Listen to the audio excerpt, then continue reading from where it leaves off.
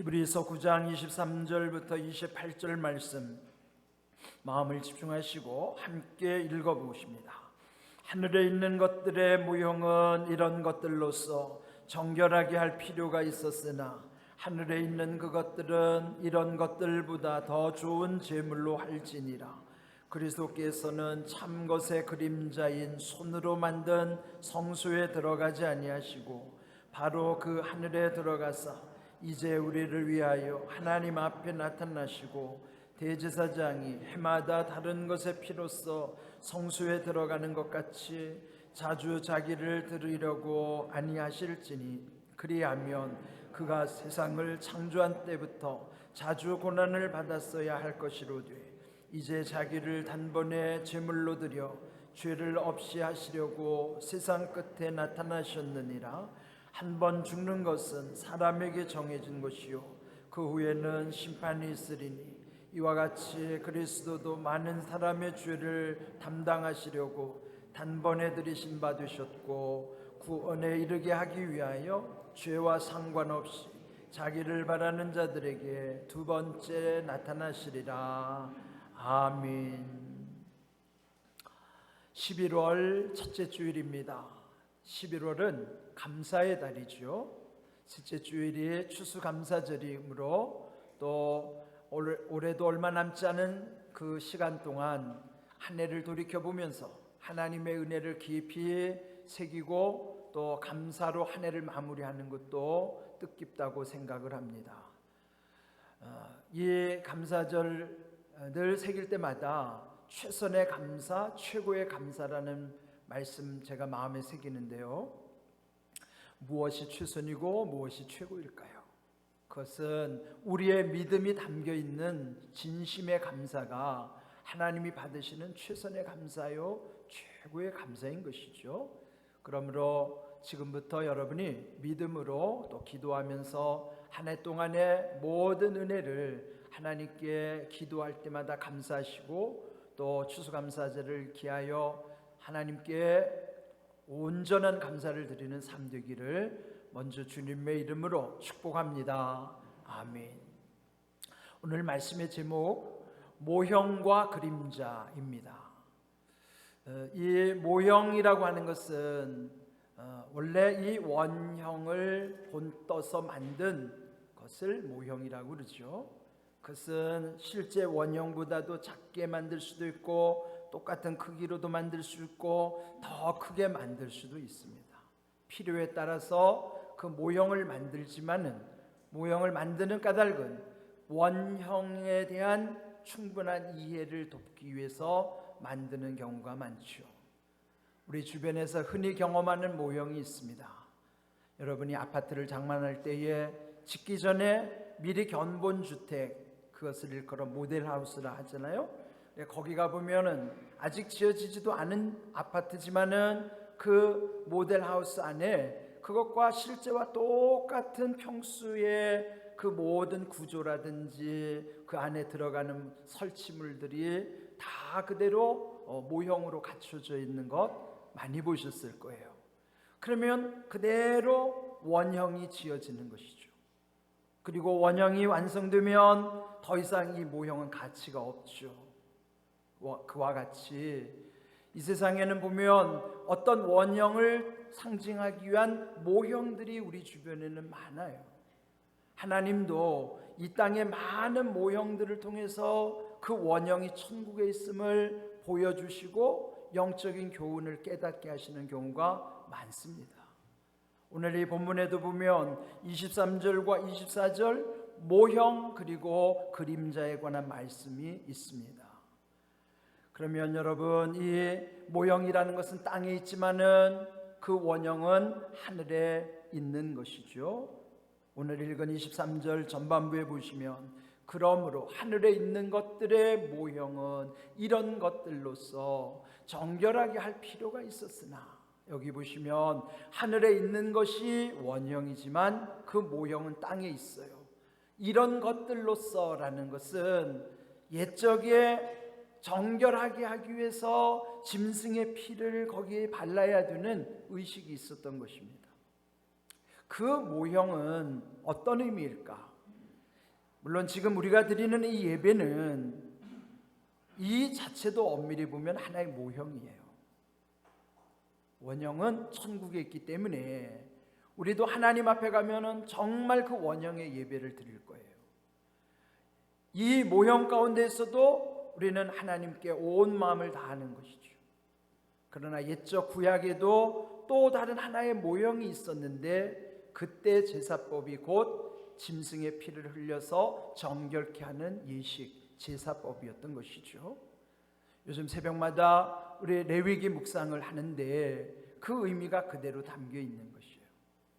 옛적 예배 즉 제사법은요, 그 하나님께 예배를 드리고자 하는 그 제사에 참여하는 본인이 그 제물을 선택하고 그 제물과 자기를 동일시하는 거예요. 왜 그럴까요? 그 제물은 자기를 대신해서 죽어야 하기 때문에 내가 곧 그 제물과 동일시 되는 것이에요. 그래서 제물을 고를 때부터 흠이 없어야 되기 때문에 성별하는 거예요. 고르고 또 골라서 흠이 없는 그 제물을 양이나 소를 끌고 제막으로 오는 거예요. 성막으로 와서 첫 번째 하는 것은 그 짐승의 머리에다가 두 손을 얹는 거예요. 이것은 내 죄를 이 짐승에게다가 뒤집어 씌우는 겁니다. 전가시키는 거예요. 그리고 죄의 결과는 죽음이기 때문에 이 내 죄가 여기 흘러 들어갔으므로 이 짐승이 나를 위해서 죽어야 되는 거예요. 그래야 내 죄를 씻을 수 있는 것이죠. 그러면 어떻게 해야 될까요? 내가 그 짐승을 죽여야 되는 거예요. 상상해 보십시오. 짐승을 죽일 때 얼마나 발버둥을 치면서 고통스러워하면서 피가 뿜어져 나올까요? 그것을 지켜볼 때 그 죽음은 곧 내가 죽는 것인데 그 끔찍한 모습 속에서 얼마나 두려워하겠어요. 그 다음에는 그 짐승의 가죽을 벗기고 각을 뜨고 그 속에 있는 내장과 이 정강이를 물로 깨끗이 씻은 것, 거기까지는 제사를 드려야 하는 그 사람이 해야 되는 일이에요. 쉽지 않죠. 얼마나 두려운 일입니까? 그리고 난 다음에 그것을 제사장께 갖다 주면 제사장은 번제단 위에서 그것을 살라서 하나님께 향기로운 제사를 드릴 때 하나님이 기뻐 받으시고 내 죄는 씻어지는 거예요.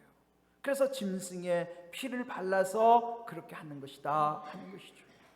이것이 모형이라면 원형은 어디에 있죠? 그 짐승이 왜 죽었어요? 내 죄 때문에 죽은 거예요. 그러면 이 짐승의 원형은 누구시죠? 예수님이세요. 그 예수님이 우리 때문에 죽으신 것이죠. 고통스럽게 십자가에서 죽으신 주님이 우리 위해서 죽어주셨기 때문에 그 보혈의 공로로 내가 살아있는 거예요. 그 짐승에게 죄를 전가시킨 것처럼 우리도 주님 앞에 죄가 다 흘러가게 한 거예요. 그래서 우리가 살아난 것입니다. 이것이 모형과 원형의 관계예요. 그 원형은 예수 그리스도이십니다. 그 예수님 때문에 오늘 여기 온 거예요. 그러니 그 의미 속에는 우리가 해야 되는 것이 그 속에 다 담겨져 있어요. 그런데 문제는 오늘 우리의 예배는 너무나 편하기 때문에 여기에 내가 예배 참여자가 아니라 공연을 보러 온 무슨 공연 관람자 같이 아주 편안하게 예배 드리는 것, 그건 옳지 않습니다. 여기는 우리의 하나님께 드리는 내 진심과 전심, 그리고 내 죄를 토해내고 그 나를 위해서 대신 죽으신 예수님의 그 십자가를 바라보면서 그 주님의 십자가 내 안에 흘러들어오는 그 영적인 교감, 그런 곳이 이 예배의 자리예요. 그러니 이 예배가 얼마나 귀한 예배입니까? 그 예배를 하나님이 받으시는 거예요. 여러분이 먼저 참된 예배자들로 늘 주님 앞에 나오셔야 돼요. 옛적의 모형을 통해서 보여주신 그 의미가 없어진 것이 아니라 그 의미가 다 예수님 원형 속에 흘러들어와서 오늘 우리는 예수님 덕분에 이런 복잡한 절차, 고통스러운 모습 이것 안 하고 하나님 앞에 예배 드릴 수 있는 자유를 얻은 거예요. 얼마나 귀한 일입니까? 이것이 바로 모형을 통해서 원형을 우리에게 보여주시는 것입니다. 그래서 23절 후반부에 보면은 하늘에 있는 그것들은 이런 것들보다 더 좋은 제물로 할지니라. 하늘에 있는 원형을 위해서 더 좋은 제물은 예수님 몸 자신으로 예수님이 그리 하신 거예요. 더 좋은 제물은 예수님이십니다. 옛적에는 불완전한 대제사장이 불완전한 제물을 드려야만 했는데 예수님 원형이신 그분은 그분 자신이 완전하실 뿐만 아니라 심지어 자기 몸을 제물로 삼아 드리신 거예요. 옛적 대제사장은 짐승을 잡는 일만 했지만 예수님은 자기 몸을 제물로 드리신 거예요. 그게 엄청난 은혜 가운데 오늘 우리가 살아가고 있다는 것을 기억해야만 하는 것입니다. 그 다음 오늘 읽은 말씀 이 그림자라고 하는 것도요, 먼저 그 다음 히브리서 10장 1절에도 또 반복되는 내용인데요, 율법은 장차 올 좋은 일의 그림자일 뿐이요 참 형상이 아니므로 온전하게 할 수 없느니라. 율법은 그림자요 그 본체는 하나님 말씀으로 오신 예수님 자신인 것이죠. 그림자가 어떻게 만들어질까요?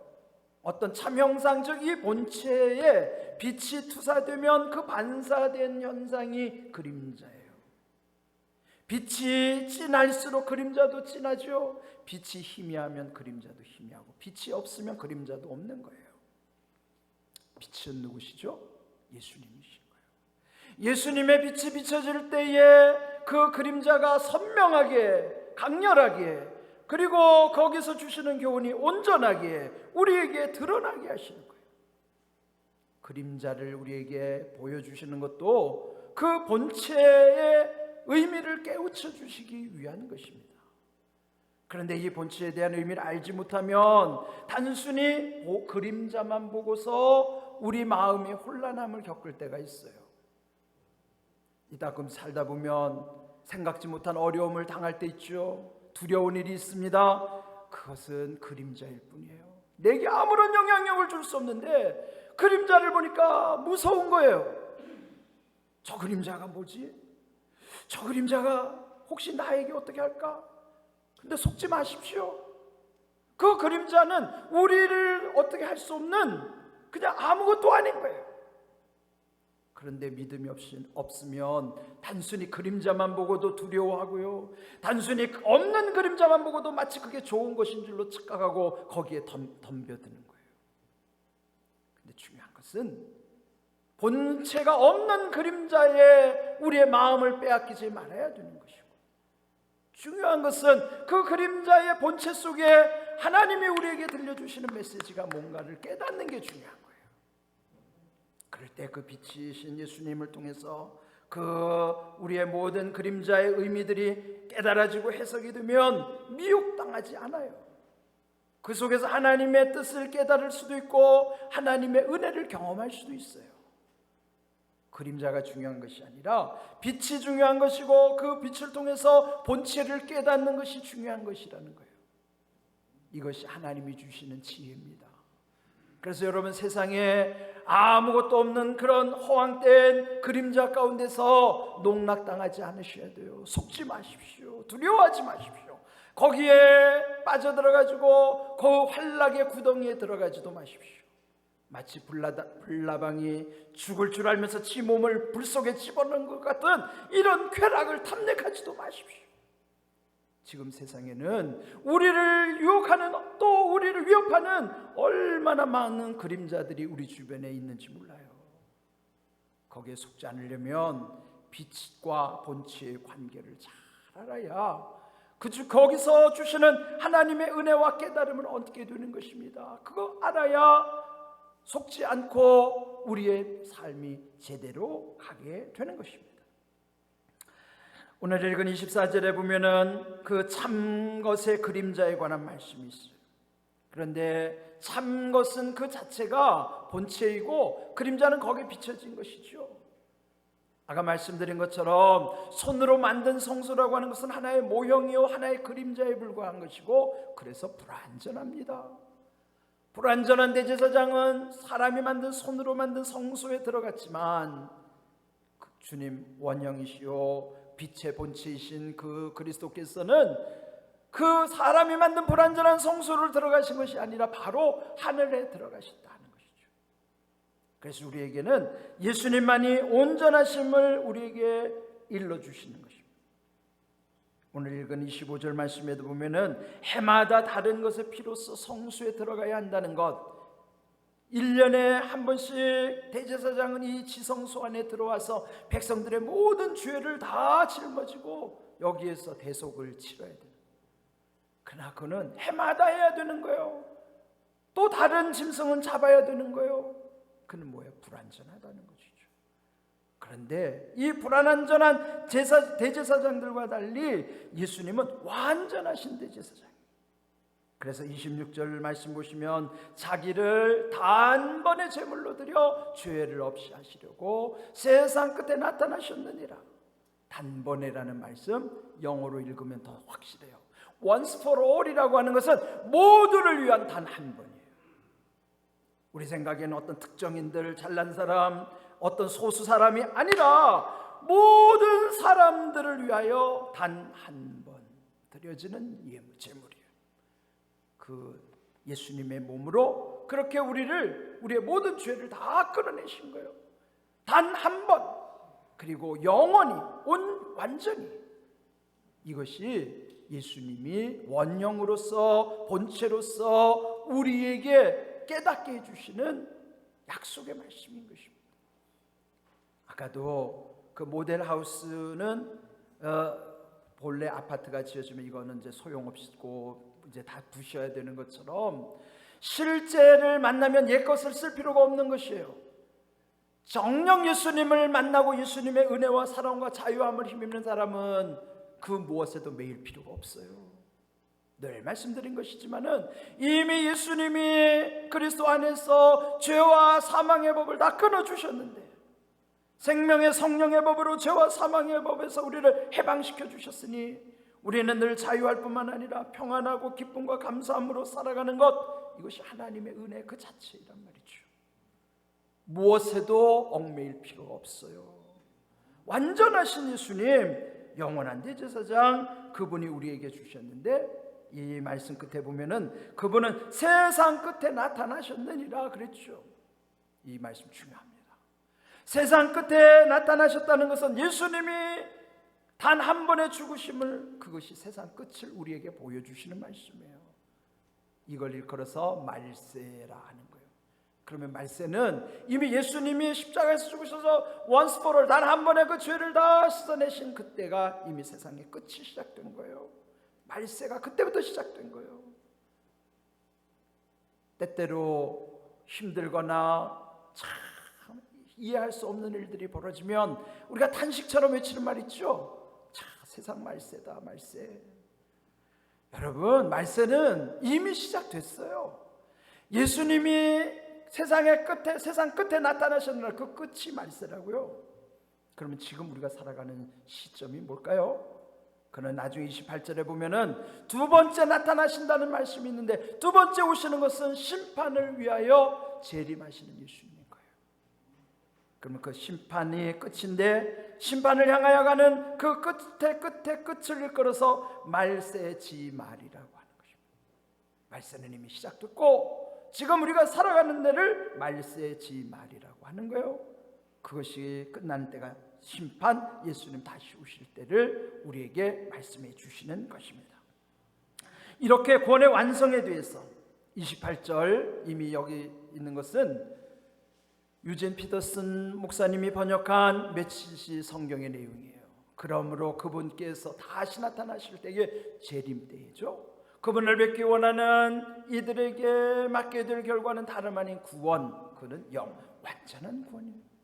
완전한 구원을 이루신 것은 그분의 재림 가운데서 우리에게 주시는 약속인 것입니다. 이런 귀한 말씀을 우리 늘 마음에 새기시면서 또 우리의 사는 인생을 늘 그림자 인생이라는 거 이미 구약에서부터 탄식하는 내용들이 나와요. 시편 144편 4절 다윗의 고백이에요. 사람은 헛것 같고 그의 날은 지나가는 그림자 같으니이다. 다윗처럼 얼마나 산전수전 다 겪어내고 부귀영화를 다 겪어낸 그런 분도 인생은 헛되다. 인생 무상하다는 것은 하나님을 알지 못하는 사람들도 한결같이 인정하는 거예요. 또 살아온 날들이 긴 것 같아도 다 지나고 나면 언제 내가 이 세상에 왔는가 싶을 정도로 그냥 그림자가 있다가 사라진 것처럼 아무것도 아닌 거예요. 역사적으로 볼 때 최근에 돌아가신 분들 보세요. 그분들도 이제는 서서히 역사의 뒤안길로 잊혀져 가는 사람들로, 그분들이 있었나 없었나 알 수도 없을 만큼 지나가는 그림자 인생과 같은 것이에요. 우리는 다 그런 것입니다. 그러나 야고보서 1장 17절 그는 변함도 없으시고 회전하는 그림자도 없으시니라. 하나님은 인생과 다르신 거예요. 그분만이 변함없으시고 그분만이 회전하는 그림자가 없으시는 완전하신 분이십니다. 그렇다면 우리의 나를 비롯한 우리의 모든 인생들은 다 이렇게 헛된 인생이고 지나가는 그림자 같은 것인데 누가 누구를 의지할 것입니까? 자기를 의지해도 안 되고 남을 의지할 수도 없어요. 오직 우리가 바라봐야 될 분은 변함도 없으시고 회전하는 그림자도 없으신 완전하신 하나님, 그분만이 우리의 소망이신 거예요. 그분을 바라보는 천국에 대한 소망을 가질 때만이 우리 인생이 헛되지 않은 것입니다. 그래서 이 상황에서 우리에게 주시는 말씀이 시편 90편의 말씀입니다. 시편 90편 3절에 보시면 너희 인생들은 돌아가라, 그 말씀 가운데 보면요, 주께서 사람을 티끌로 돌아가게 하시고 말씀하시기를 너희 인생들은 돌아가라 이렇게 명령하시는 거예요. 근데 거기 티끌로라는 말씀처럼 영어 성경에는 back to, 아주 dust, back to dust, return to dust. dust라는 건 먼지입니다.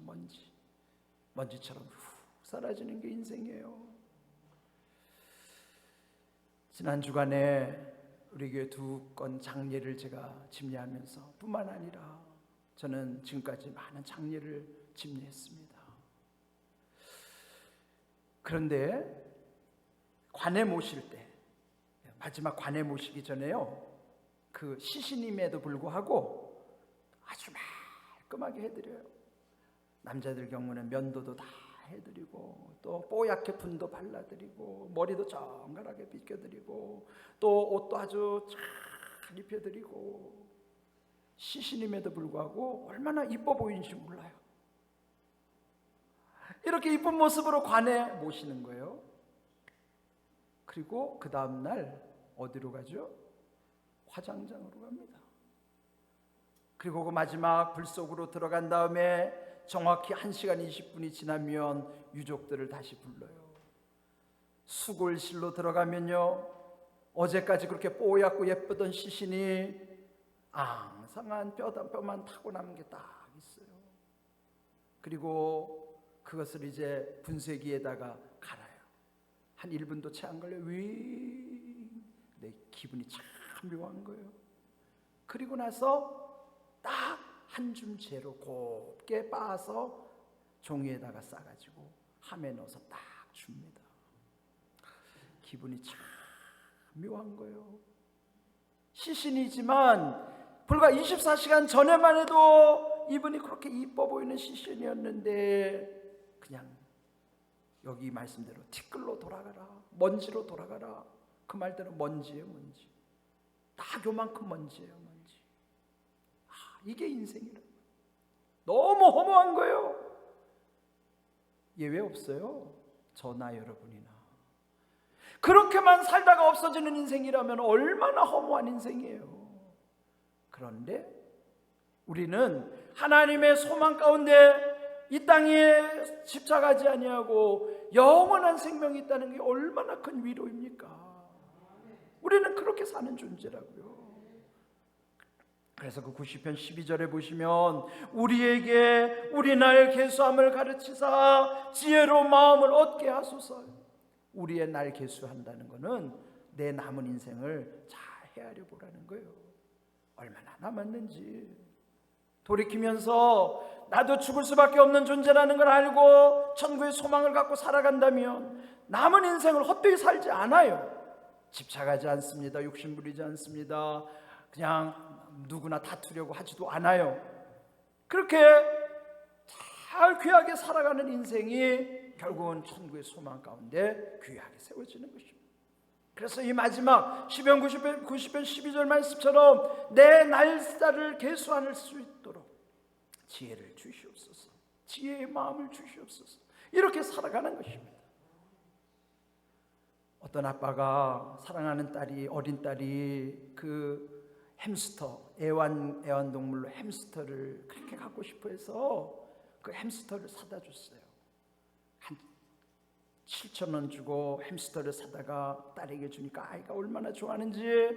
근데 얼마 있다가 햄스터가 병이 나서 동물병원을 간 거예요. 치료비가 14,000원이 나왔어요. 그리고 또 얼마 있다가 또 병원에 갔더니 초음파를 찍어야 된다고 그래서 초음파비가 5만 원 들어갔어요. 이 아빠 생각에는 7,000원짜리가 14,000원, 5만 원 이렇게 들어가니까 이게 무슨 배보다 배꼽이 더 큰가? 이렇게 생각이 되죠. 근데 그 어린 딸은요, 그 햄스터가 돈과 관련된 게 아니라 자기 분신처럼 얼마나 사랑하고 귀히 여기고 아끼는지 몰라요. 이 두 가지는 우리 인생의 모습이에요. 우리는 대부분 보면 다 돈으로 판단하려고 그러죠. 누가 좋은 옷 입었거나 좋은 차 샀거나 뭐 이렇게 좀 좋은 거 보면 첫 번째 질문이 뭐예요? 얼마짜리예요? 얼마 주고 샀어요? 우리는요 다 돈으로 평가하려고 그래요. 근데 그 아이는 돈이 중요한 게 아니에요. 그 햄스터를 사랑하는 것이, 사랑하기 때문에 그 햄스터가 귀한 것입니다. 이 마음을 하나님께 연결시켜 보세요. 우리는 귀한 존재 아닙니다. 우리는 정말로 귀하지도 않은데 하나님이 사랑하시기 때문에 귀하게 여겨주시는 거예요. 반대로 귀하기 때문에 사랑받는 존재가 아닙니다. 착각할 때가 있어요. 내가 무슨 자격이 있어서, 내가 귀하기 때문에. 아니에요. 우리는 귀하기 때문에 사랑받는 자격이 있는 것이 아니라 먼저 사랑받기 때문에 우리가 귀한 존재가 된 거예요. 그 아이에게 배워야죠. 그것도 하나의 모형이에요. 그 아이의 모형을 통해서 그 아이가 그 아무것도 아닌 햄스터를 사랑하니까 그렇게 귀하게 여기는데, 우리는 어떻습니까? 하나님이 우리를 사랑하심으로 우리를 높여주시는 거예요. 이걸 깨달아야죠. 여러분, 이런 귀한 사실을 마음에 새기십시오. 하나님과의 관계는 우리는 그런 관계입니다. 모든 것을 돈으로 판단하지 마십시오. 세상에서는 돈과 바꿀 수 없는 소중한 것들이 너무너무 많아요. 우리의 믿음도, 아름다운 교회도, 여러분의 가정도, 여러분의 가식구들 다 돈과 바꿀 수 없는 가장 소중한 존재들이에요. 그런데 때로는 돈 때문에 아웅다웅하고 싸우고 모든 걸 돈으로 판단하는 것, 큰 우리의 어리석음이라고요. 우리가 이렇게 하나님 나라의 소망 가운데 살아간다면, 하나님의 은혜를 경험하고 살아간다면, 우리 자신부터 하나님과의 관계에 있어서 하나님이 나를 사랑해 주셔서 나를 귀하게 여겨주셨다는 사실을 깨닫는 것이, 그 은혜를 알면 어찌 감사하지 않겠습니까? 우리의 감사는 여기서부터 시작되는 거예요. 11월 이 감사의 달, 특별히 추수감사절을 앞두고 먼저 하나님과의 관계를 점검하십시오. 하나님이 우리를 얼마나 사랑하신지, 그 하나님의 독생성자 예수 그리스도를 우리 위해서 십자가에서 죽으실 만큼이나 우리를 사랑하시고 우리를 그 아들만큼이나 귀하게 여겨주시는 거예요. 이것이 하나님 사랑이에요. 그 은혜 안에 살아가기 때문에 이것 진리를 알면 하나님의 은혜를 깊이 감사하면서 살아가는 것이죠. 11월 그렇게 여러분의 삶이 감사의 삶으로 하나님과 통하는 삶, 그래서 하나님이 더 큰 은혜를 부어주시는 삶 되시기를 주님의 이름으로 축복합니다.